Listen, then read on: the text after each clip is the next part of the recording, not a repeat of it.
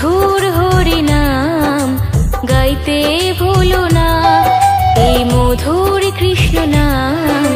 গাইতে ভুলো